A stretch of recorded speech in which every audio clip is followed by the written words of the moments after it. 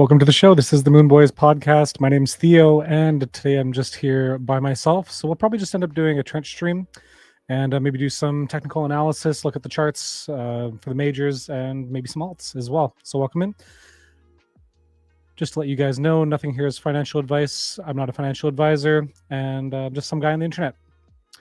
So let's take a look at TradingView, and let's start with Bitcoin.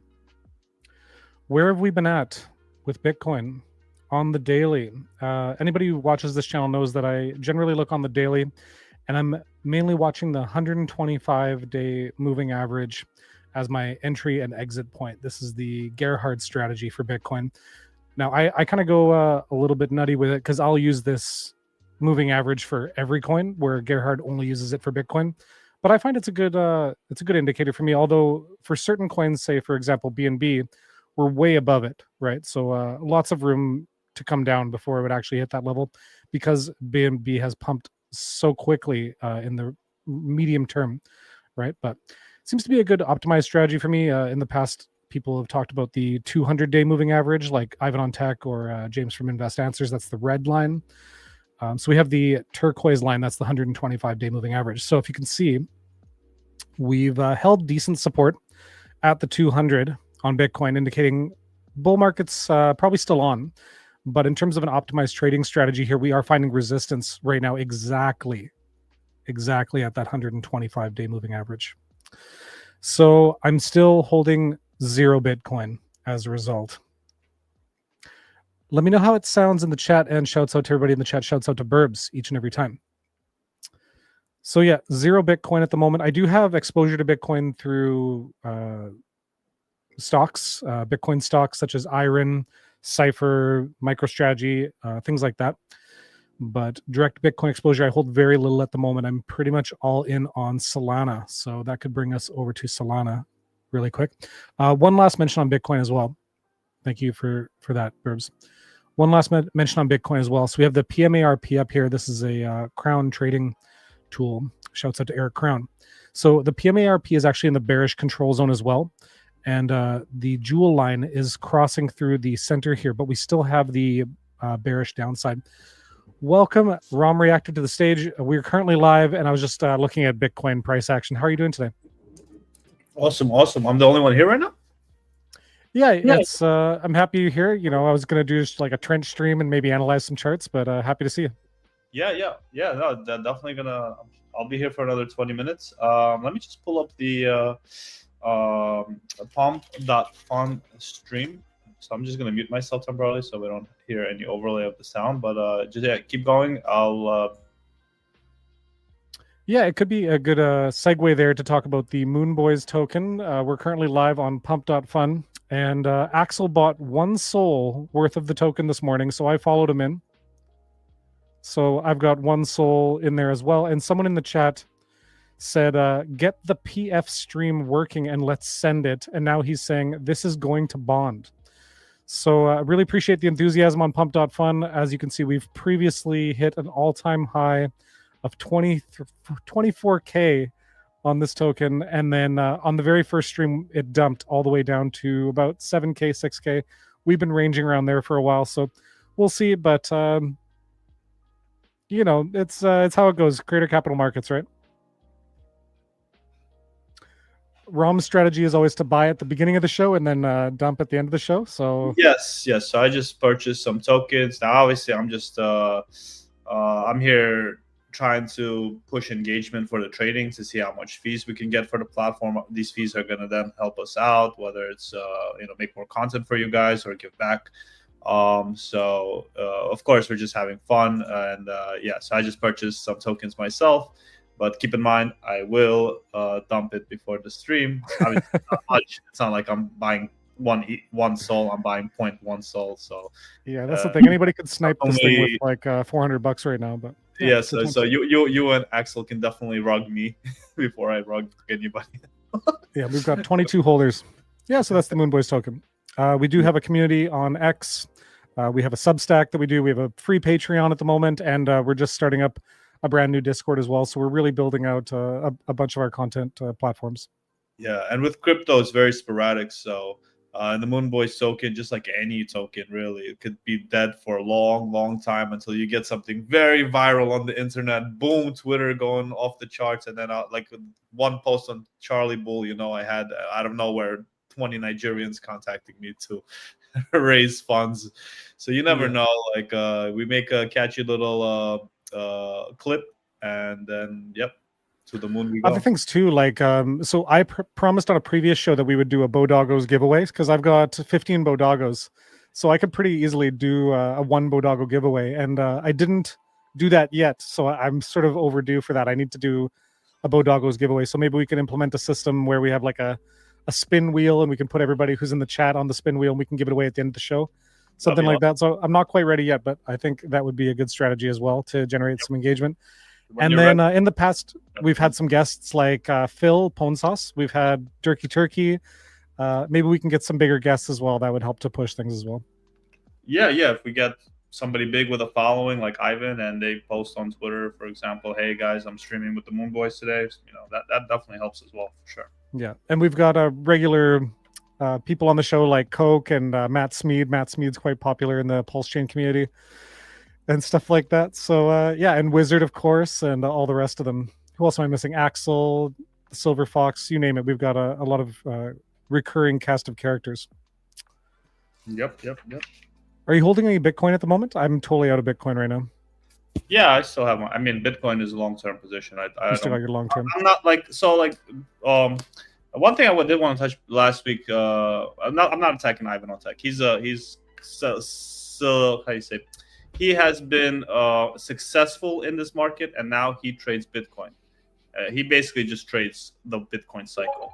So when you watch different streamers, a good thing to know, obviously this is not financial advice, but as a tip to all the people, you know, when you watch different streamers, kind of understand where they're coming from. So like when you watch people like Ivan or some other big, very successful crypto creators, they already have they already made it through the altcoin season. So now they're just basically trading the Bitcoins, mostly the ETH and the Solanas, right? While we talk to people like us, we still haven't really made it. You know, I don't have like a whale portfolio over $1 million or whatever. So we're betting more in the altcoin space. We're really going into the micro caps to kind of give us that needed push that to go into becoming into a position, you know, like Ivan on tech, where, you know, we don't have to sacrifice a lot of, or rather take a lot of risk to get to that position. So eventually, yeah, it'll be nice to just trade Bitcoin, where like I'll have like I'll just follow the cycles like Ivan, more like nonchalant, and have like a little bag of shit coins that I can trade for fun. But at the moment, primarily, yeah, like the Bitcoin that I have is just the profits that I've made from the altcoins trading, and I really don't touch that. It's just literally the profits like that were made. It's a secure. Did you claim your Meteora airdrop? I did not receive that. I received the Linnea, but yeah, once the market tanked, Linnea I think tanked. Yeah, there's a checker. Like I think it's on Meteora website. Maybe have you checked to see if your wallet's eligible?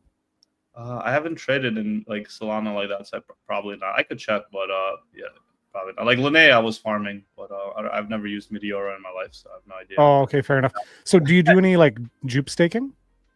No, I didn't have time to set. I was very busy with we just finished A3 protocol, submitted it, so it's going to be going through judging.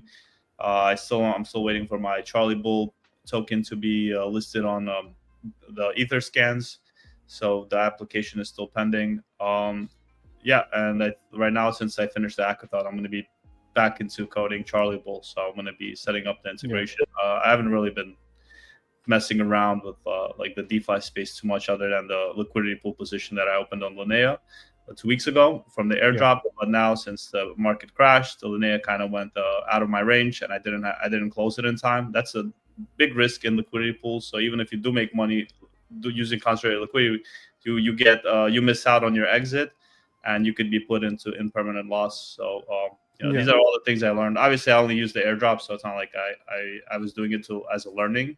That's another thing I really encourage people to do. You know, whenever you get free things in crypto, like the Meteora airdrop, definitely, you know, experiment with it. Don't just cheat and sell it. Well, the cool thing about the Meteor airdrop is it's actually a liquidity position. So they airdrop you a liquidity position, and so I'm sort of tempted to just hold on to it and not exit, right? Because it's earning fees automatically. But the only reason I got a Meteor airdrop is because I had done Jupiter staking. Nice. Yeah, perfect. Yeah. That's really cool. So yeah, so now you have a liquidity pool. If it's a full, what is it called? A full ratio. Full range. Yeah. Like, it's the full band. Like it covers everything. Then you don't have to worry about impermanent loss as much. But yeah, if you, let's say, close this position and you open a concentrated liquidity pool position, you're going to be earning a lot more fees, but you're going to have to also manage it. And you gotta maybe watch it. Look at it like daily, just to not slip up if it goes out of your range. Yeah, the other one I'm doing is Project X. So this is on Hyper EVM, and so I've got a couple liquidity positions here. This one's got a 92% APR right now. Nice, awesome. Yeah, unit Bitcoin versus K-Hype. So we're earning unit points and kinetic points, and also Project X points. So we're doing triple farming with this one position. Awesome. Yeah, it's actually going pretty good, but it's a smaller position. Yeah.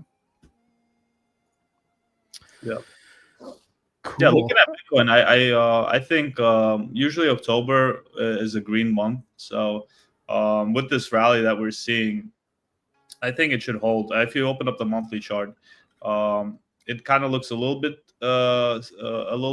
scary in terms of the candle it's forming. At the moment, it looks like a kind of like a, what is it called, like a spinning top or something like that. Or like what's that called? Yeah, the doji candle / spinning top. But we'll see in the next week. It should definitely close green. I just hope it doesn't close green like in this state the candle is now, because it's a very indecisive state. That's what the name of doji comes from, is where the bulls came in early this month, they pumped it up, then the bears came in, they dumped it, and now we're like stuck in the middle. So we're like indecisive. We don't know where we're gonna go like from here. Neither the bull nor the bear showed their dominance this month, and so it's interesting. So it's like kind of like a coin flip.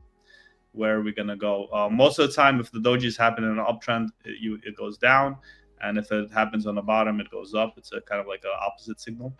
But yeah, that's just to keep in mind. Let's see how October closes. I think we have like 1 week left. Yeah, here's like the yearly chart. So it shows 1 down year and then 3 up years, 1 down and then 3 up. So this current up year has been kind of underwhelming compared to the previous final up year. But it looks like in the previous cycle, the middle year was the biggest one. Yeah, it's always. We've already had a pretty decent middle one. So yeah, it could go either way, because the market could slow down as well. So even if the market came down. The first year, actually, that was really good. When Bitcoin went from 15 to 70K. That was, or like, I think like 50, 60K, something like that. We could come down to 95K and still close the year positive here. Yeah, exactly. Without breaking that cycle, so it's a little scary. Yeah, and of course, Altseason, this is good for Altseason because I'll touch back to what I was saying, how like Ivan and the bigger whales trade the Bitcoin cycle. What usually comes after the Bitcoin cycle cools off is some sort of Altseason. So that's always visible. Even if you go last cycle, you saw that Altseason didn't really come until Bitcoin started cooling off, and then it made that second double top, and that was really Altseason. It didn't make a new all-time high. I mean, it did like a little bit, but majority of things that were pumping were alts, and Bitcoin was still like in the same price range it was. So seeing Bitcoin cool off, I view it as a positive signal for alts in the coming month. But who knows? Who knows what can happen? Trump is very talkative and loves to manipulate like the media channels and all these algorithmic trades that occur due to Twitter responses and whatnot. All these algorithms, they work together. So if Trump posts like he's doing tariffs, it might not go good. But if he, on the other hand, cools off like he did in May, for example, it might be very good. So yeah, this is what Gerhard talks about in terms of Bitcoin dominance. So like usually Bitcoin will hit about 70% dominance before the altcoin season happens. That's right here where previous altcoin season happened, right? Yeah. And so we're still sort of on that trajectory to hit it. Like we're only at 60%. So we still have to go like another 10% up to maybe even close to 80% before altcoin season is officially in terms of what Gerhard's looking at. Yeah. Well, I mean, I don't know why he says that priority. It's BTC dominance has been in a downtrend. So like if you click on the logarithmic scale of things, you'll see that we're pretty close already there. And in terms of if it will hit 70 or not, I mean that's not going to be good for alts. Like, alts are already mostly done. Like there's not that many alts that are outperforming Bitcoin right now, and if Bitcoin keeps pushing the dominance higher, I mean like that's not going to be good for alts. And then like the alt season that comes afterwards is going to be more like a recovery, and you know, like you're taking your risk. Like, will the big drop of the alt season happen? Because there was a lot of factors in play that are currently just not in play anymore, especially with lower interest and the ease of liquidity that was in COVID, and even in 2017, it wasn't as it wasn't as tight as the Fed is now. So yeah, I don't think like we might go down a bit of Bitcoin dominance, and that'll be like enough altcoin season for the cycle. And then following next year, with the rates being lowered, with Trump pump pushing liquidity, I think the next cycle will have like a bigger alt season, possibly from all the just the business cycle and the liquidity that comes from the central banks. Because they have no choice; they can't tighten forever, right? You know, and they're already easing it. So, like, we'll definitely see in the Fed meeting this week on the 31st that I think they will lower interest rates again, because that's what their predictions are. That's right. And that's gonna just make it easier. It's not the best, but if they keep lowering it, and you could think like by 2026, 2027, we're gonna be around 2% interest rates. You know, on the federal funds rate, maybe even lower if there's like a crash that occurs. And if a crash, like a big crash occurs, and they push the rates to zero, very quickly, you know, hard assets are gonna recover, as we've seen in COVID. And from there, most likely there will be some kind of alt season, and that's, you know, will that happen with BTC going to 70 and then crashing? Maybe, could be. Yeah, we'll see. Do you want to take a look at like Ethereum, Solana, things like that? Yeah. I have. Let's see what time it is. I'm not late for work. I have like 5 more minutes. So yeah, could do a little roundabout. Cool. I could join you like through my phone while I'm mobile.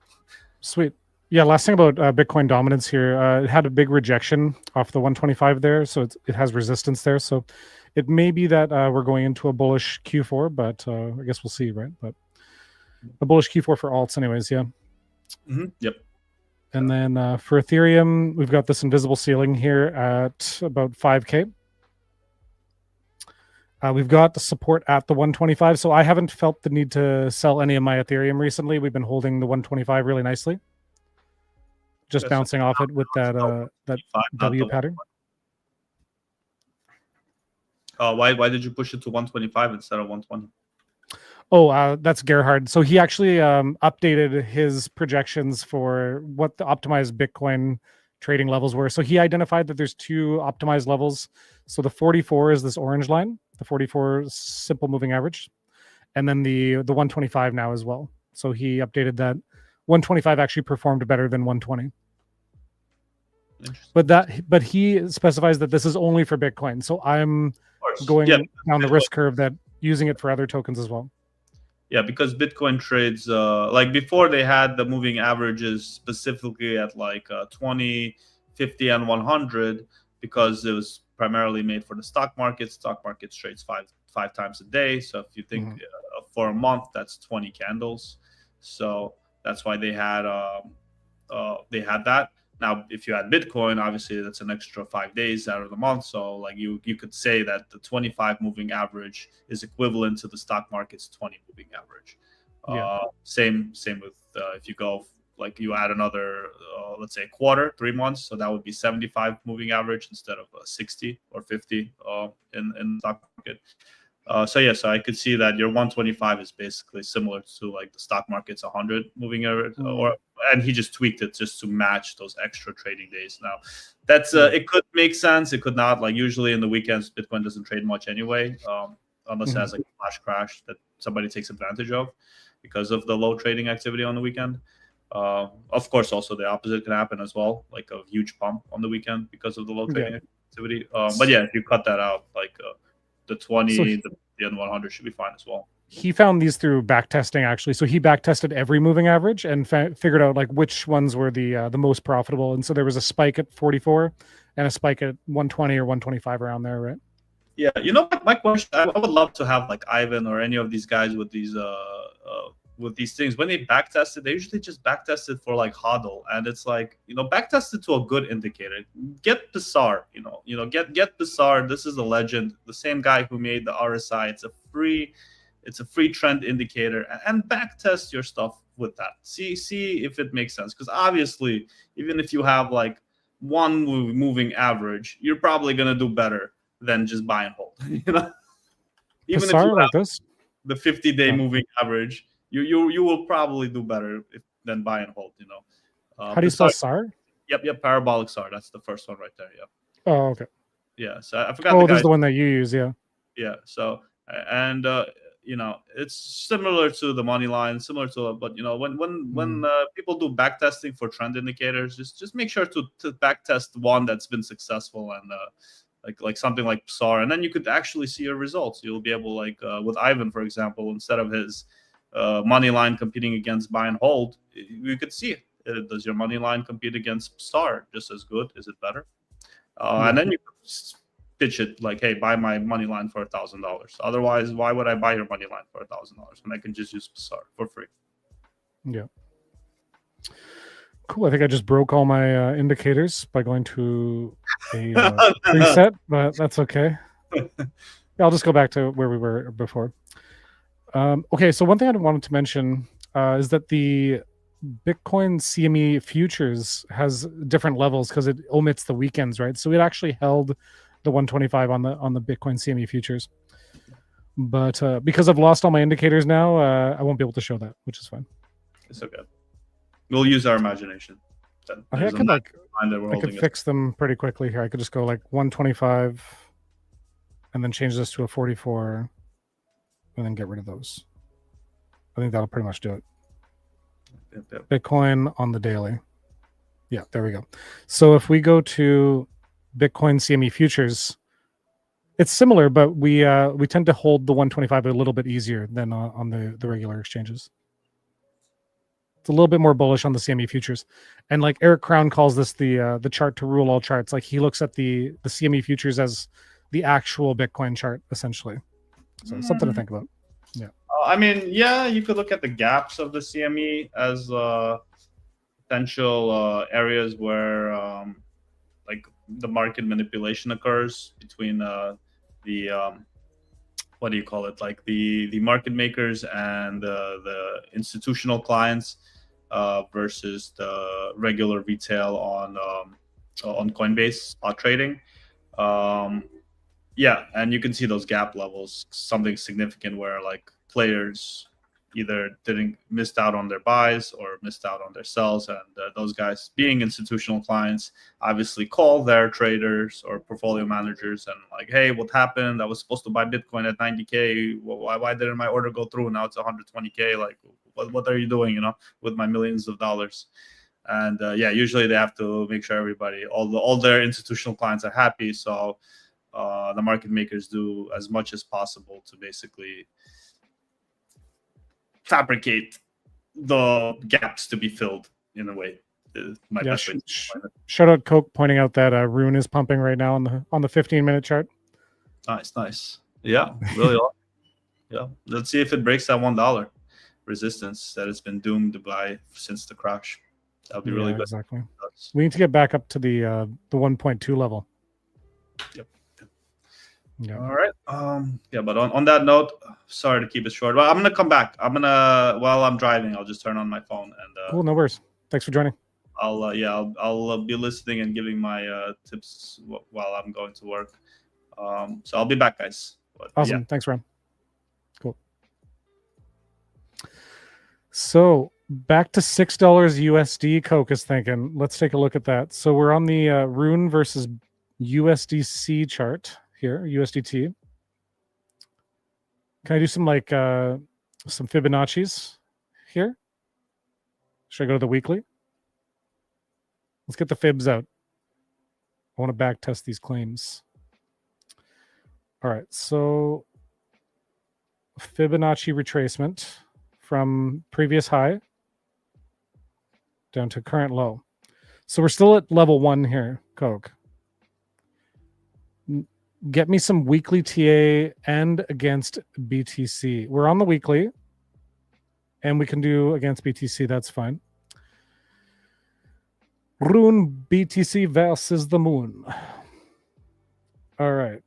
The fib retracement from here to here. We're still at level 1. We're at all-time lows, Coke. What's going on? You can't even see this pump versus Bitcoin. It's at the lows, man. We're nowhere near level 1. It's hard to get price targets too versus Bitcoin because it ends up being not 4726. I think let's go back to USDT versus RUNE versus USDT, and let's take a look at the first level price target we have, 2.7. Then you have 3.9, 4.9, 5.8. So you have to get to level 5 there, Coke. What does the moon say? We have to add the moon indicator. Is it a bullish moon?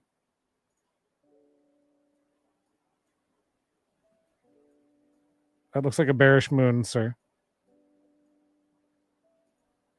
Focus on future. I will. I'm going to focus on the future. All right. So that's very, very nice. Thank you for pointing out that RUNE is pumping on the day. We're really happy for you. I'm hoping your bags are doing well. Feel free to come on to the show anytime you like. All right, so let's move right along to Ethereum. We were at Ethereum here. We've got the support at the 125-day moving average. I have not felt the need to sell Ethereum, although here on 22nd of October, it did close below 3 days in a row, looks like. And so I may have almost sold there. Even this one closed above. So ETH has been holding up pretty well here. Only haters will say we are down 95%. Exactly. Don't believe your eyes. Believe your ears. So yeah, Ethereum feels good. The PMARP is still in the bearish control zone, but the jewel line is crossing through the center. So is it altcoin season yet? And probably not. I'm still inclined to believe Gerhard that Bitcoin dominance needs to hit that magical level of 70%. So it needs to go like this first, Bitcoin dominance. And then we can have a nice altcoin season right there in 2026. Potentially. So maybe I should buy back into Bitcoin here. What else is there to say about Ethereum? We've got the ceiling at 5K. Have we ever broken it? No, it's a ceiling. We're at 4K right now, so we need to blast $1,000 and then blast through it. That's when the altcoin season really needs to take hold here. When Ethereum can go like that, that'll be altcoin season. We're still not quite there. Now could be a good buying zone though. Let's move to Solana. Solana has been having a rough time. It's currently above the 125, so I'm all in on Solana. I sold all my JLP. I'm back in Solana. So with that, we could use that Solana to do a trench stream. So we could jump straight into Rhythm and start trading shitters for the rest of the show. Maybe a good strategy. I'm not sure. Let me know in the comments, in the chat. In terms of TA stuff, we could check on a few more tokens like AVAX, RUNE. What else? What else do we like? AVAX has had a rough time, so it found resistance at the 125, and it's crashed below the 200 here. So AVAX is looking nightmarish at $20 here. PMARP in the bearish control zone. Not looking good for AVAX at the moment. We need a reclaim of $24 to flip bullish again. Daily closure above $24. BNB looking crazy strong. Shout out to CZ. He's been pardoned by Trump. And BNB just cannot find any harm here. It's holding strong support on the 44 SMA on the daily. Downside momentum on the PMARP though. So it could go either way.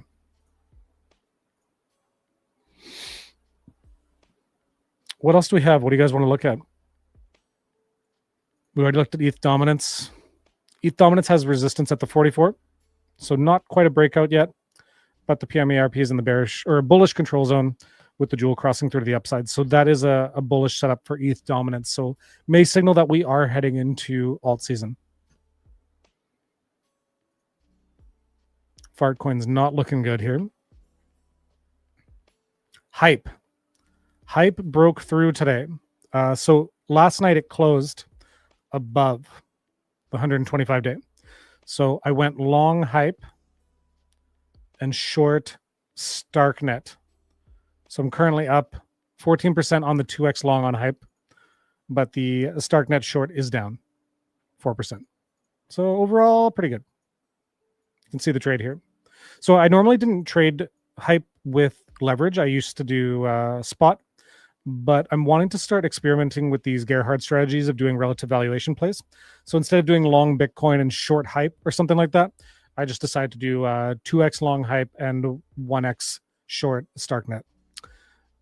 So maybe I could have picked a better alt or a worse alt in this case to short, but yeah, we will see how this pans out. I'm going to leave it open for now, and I'm liking the direction it's going. Hype looking good here. Hype doesn't have a PMARP. So yeah, it just looks great. Closing above the 125, blasting through, breakout. Still lots of room to run. Recent high was 58. So that would be a really nice target to get back up to 60. That would be an all-time high. I have Hype versus Sol. So it's breaking through the 125 on Hype versus Sol as well. So it may be time to swap all the Sol and go into Hype. We'll see in about 6 hours when this candle closes, but that may be the trade of the century.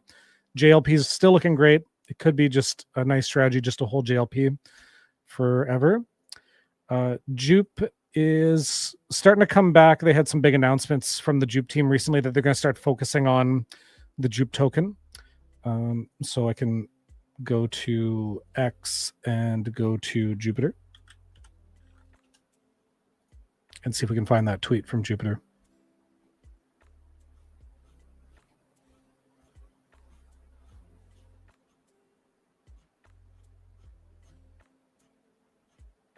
He got buried.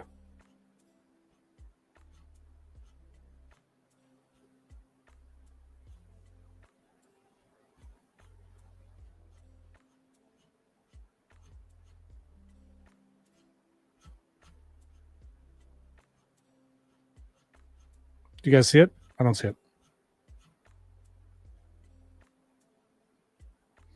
The Jupiter Q3 token holder update. We believe that the future of finance will be decentralized by building the best infrastructure, the best UX, and the best brand. Jupiter is best positioned to be the primary conduit by which the masses access the global unified market. We've made tremendous progress towards this core objective. 18 months ago, we were a web-only DEX aggregator. Today, we have developed into the most comprehensive DeFi platform in crypto, driven by a world-class team with full-stack expertise across infra, on-chain tooling, data, UX, and distribution. We've been able to grow across multiple dimensions at a rapid pace. In just the last 3 months, we've launched the most advanced trading engine in crypto, Ultra V3, launched a lending protocol that became one of the fastest-growing protocols in Solana history, and improved the utility and yield of JLP with major innovations. Portfolio reached millions of users, mobile dramatically increased its functionality to become the best wallet, and many more updates that are covered in the product recap section. That's some corporate hype.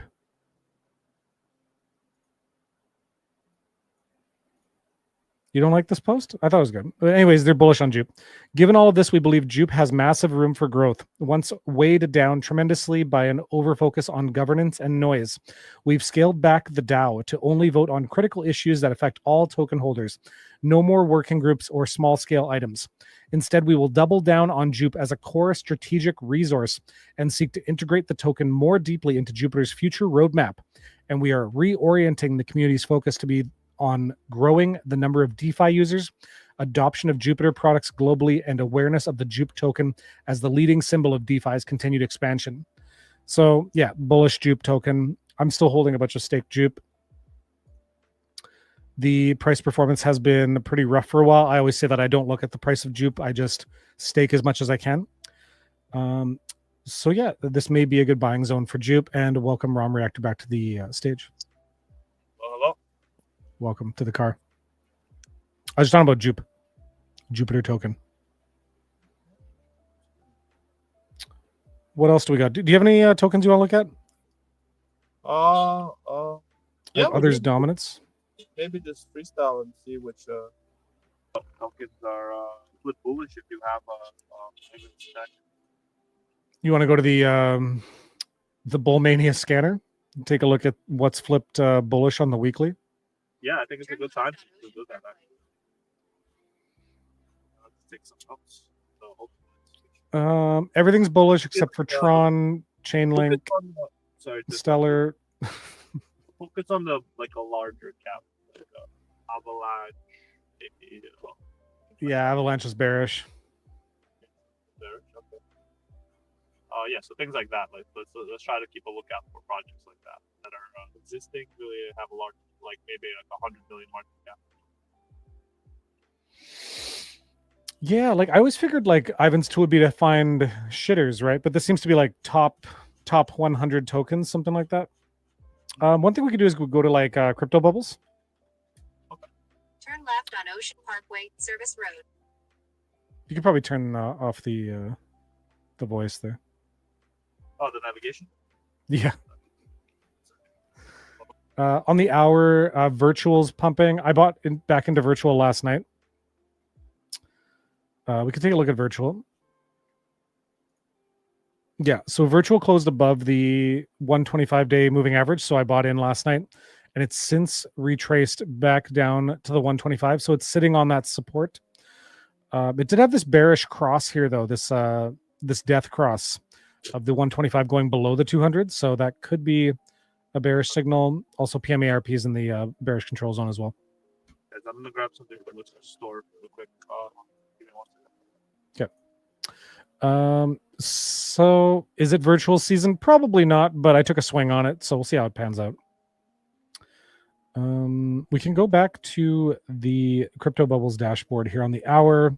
I see SPX, Hype, Coal on the daily. We see Coal's down, and ZEC, the Zcash, is back up. And I sold all my ZEC, my Zcash, right before this pump. So very nice bottom signal from me. As always, if you guys would like to counter trade me, feel free to do so. It's actually proven to be a quite profitable strategy. So I was up here at others dominance. We are still below the 125 on others dominance with a bearish control zone here on the PMARP. So probably not altcoin season yet, but yeah, keep an eye out for that if we do cross above this line.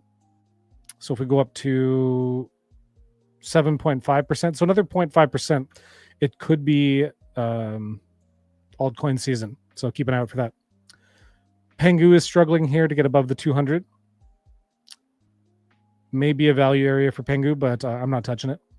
Ever since they removed support for Solana on Pengu, you used to be able to farm the Pengu points by holding Pengu on Solana, and they removed that. So now they want you to hold it on Abstract Wallet. That's just a lot of Pengu to be holding an Abstract Wallet for me, so I'm currently out of Pengu. Pengu versus Sol. I'm going to delete that. I don't need that anymore. Pepe is struggling. Pi is really struggling. Punk Strategy actually not doing as well as I thought it might be. I'm getting a lot of notifications on my phone that Punk Strategy is outperforming, but here you can see it's still very low in terms of its all-time high, sitting at 7 cents. Actually, might be a good time to buy Punk.strategy, not financial advice, of course. Polygon is struggling. Oh, RomReactor's back. Welcome in. How's Rect doing? I like checking on Rect for Lily Crypto Beans. She's a big Rect holder. Still way below the 200 here. So I'm not believing in this Rect world domination narrative. I think Rect is slowly bleeding out. Yeah, it has the curse of the name. Yeah, I think every time you crack a drink of Rect, it unlocks more tokens or something like that. It's just most tokens. Even I just experienced it. I don't know why it like happens, but if you name your token something like bomb or hole or gone, usually, yeah, the Rect token. Yeah, exactly. Most of the time, that's what happens. Probably gonna get wrecked. Yeah. What else do we have? I don't know. Out of curiosity, has there been any token with like those type of naming conventions that did very well? I mean, everything has done everything, right? So like the bearish ones did well, and the good ones did bad, and then the good ones did good, and the bad ones did bad. Like there's been a token for everything at this point, so you can find examples of every possible thing that could have happened. It's like Schrodinger's market.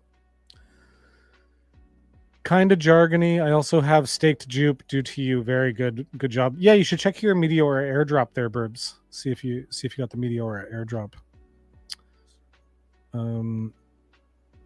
How did I do it? I went to like Meteora X. Go ahead.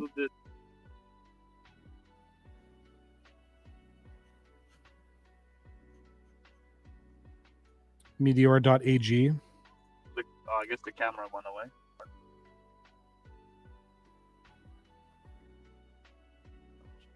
Here. And then you just click on random things until you get an airdrop, essentially.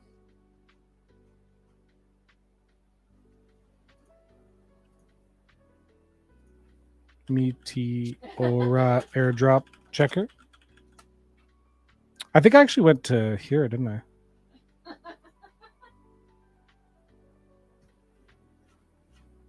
Yeah, this is where I came. So it was met.meteora.ag. And then I could see my liquidity allocation based on being a Jupe staker. I'm a cat debt. So I got 79, 78, or 80 met. And I could claim. So yeah, make sure to claim your airdrop.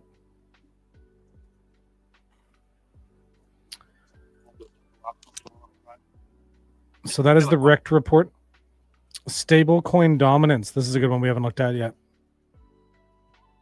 So what does stablecoin dominance need to do? So when it goes up, people are going risk off. When it goes down, people are going risk on. So it's been currently coming down for the last 4 days in a row. Next target would be about 8%. Yeah, just careful with the stablecoin dominance, because one thing that could also signal is money moving out of crypto. Yeah, so, exactly. Like, even though it could... Technically, you would think like if stablecoin dominance goes down, that's bullish, but it could also just be like people are removing their collateral and turning stablecoin. Yeah. Cool. Ooh, Starknet versus ETH. This looks nice. Yeah. So if I would have went short Stark, long ETH, this looks like a good setup actually. Yeah. Speaking of Starknet, so I know like I first heard of it from Ivan, and I think like one of the hackathons. And Ivan said that it was basically like one of those VC projects, very highly funded. And all they do was just cheat on you. Yeah. But regarding their tech, I just implemented their stuff in the 838 protocol that we built. And yeah, they do a lot of the storage for AIs. I guess it's kind of like, it's not IPFS, but it's similar to their own version of IPFS for AIs. So we use them to kind of like store your merchant profile, your wallet address, your like store menu items and descriptions and hours location. We use the Starknet's Hyperion library called to store that data dynamically for the agent to then be able to access when providing the transaction order. Cool. Sui's not looking great. Super's not looking great. What else? Total 3. How do you like really think about Total 3? This is everything except for Bitcoin and ETH, essentially, right? So this is a good like alt season index. So it's got the support now at the 125, potentially. Support at the 200. So yeah, this may be altcoin season loading. Nice W on here as well. Yeah. To the W people out there. To make it a little bit better, there's a way of trading. You can take the total 3, and then you do minus USDC dominance minus USDT dominance, and that will show you basically the total market with excluding also staking. It might make it a little bit of a better picture. It seems my cam is frozen as well, which in a very unflattering look for me. So that may be the end of the show there, Rom. I think. I don't know if I have too much more to show here. Well, I know you had a whole bunch of news. Did you go over all of them already, like in the Discord? I think the one that I saw that was nice was I don't go back in the Discord channel, but like gold lost like 100 trillion or something. No, not 100. Like it was a huge amount. And then there was something with the Coinbase X-402 protocol and AI-16Z. Did we discuss that? Oh, sorry. Theo is probably restarting this thing, get this camera on. But yeah. So that we had like some news about AI-16Z doing some kind of like they did like a paper or thesis analysis, and they basically implemented Coinbase's X-402 protocol. And X-402 originated from the 402 protocol of HTTP, which was supposed to be for servers to be able to confirm receipt of payment. So obviously, crypto was not a thing back in the day. People weren't thinking about it when they were creating the 402 protocol, that eventually, servers would accept payments, whether it's for like software as a service, if you're paying your AWS, instead of you logging in and paying it with a credit card, you would have like a script with the crypto payments go directly to X-402. I had to switch cameras. Yeah, you're back. Okay.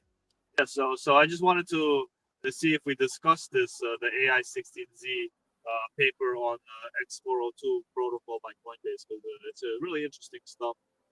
Especially in the future where I heard about that. Yeah, can you tell me more about that? Yeah, so as I was describing it briefly, I'll just do a long story short. So 402 originated in the HTTP protocol development times, where the devs basically knew that eventually there's going to be some kind of internet payment system, and the servers had to send the confirmation of a payment received if somebody paid a server directly. And it hasn't really caught trend until recently with crypto, because crypto is basically internet money. So now Coinbase rejuvenated the protocol. They called it X-402. And again, it's similar. It's a server response for receiving crypto payments.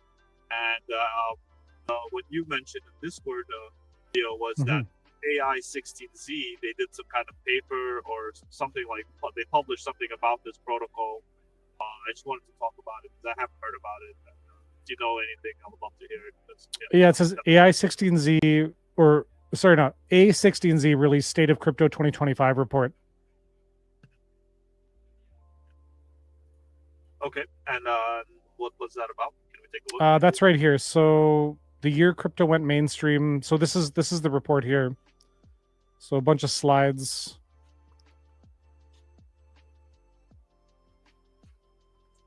Anything you say anything interesting about it? But what was the particular part of the report that you were looking at? Oh, the X-402. So X-402. Oh yeah, I remember you mentioning that. X-402 A16Z. And is it linked to the AI-16Z token? Is it the same? X-402. I think I wrote X-420. That was the problem there. Oh yeah, it's 402. Yeah, X-402 protocol was kind of the inspiration for our hack in the hackathon for A3A protocol. Okay. Yeah, it mentions it here. Protocol standards such as X-402 are emerging as a potential financial backbone for autonomous AI agents, helping them make microtransactions, access APIs, and settle payments without intermediaries.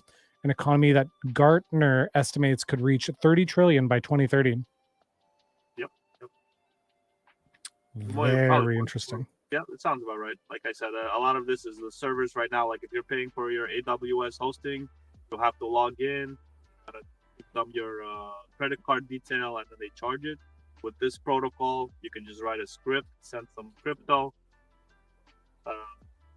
AWS receives that crypto payment and confirms it with X-402. You don't have to worry about logging in. You could just make like a monthly script to fund your AWS dynamically as the charges go.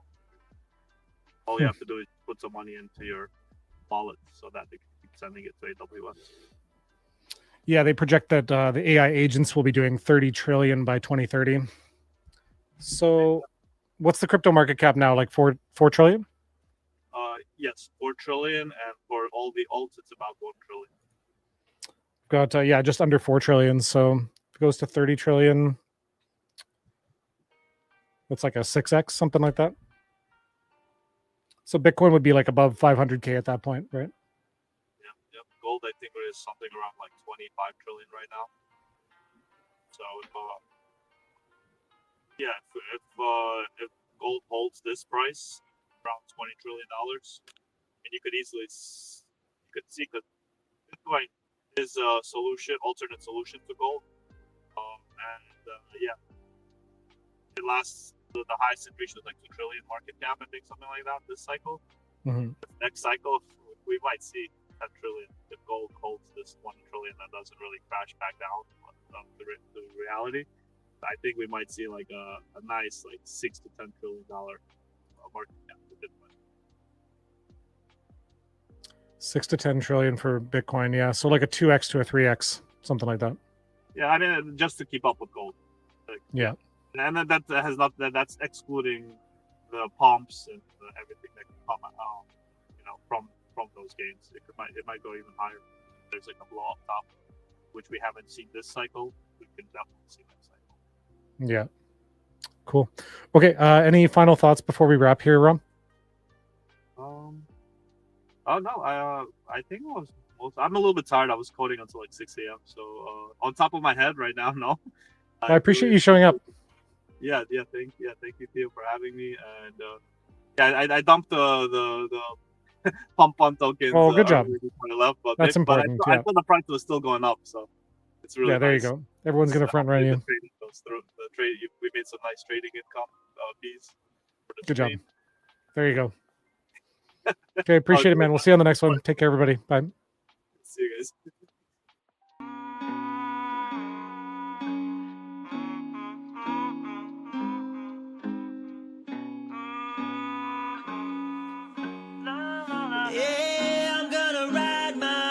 Down to all-time lows. I'm gonna buy till I can't no more. I'm gonna buy these alts 'cause they're oversold. I'm gonna buy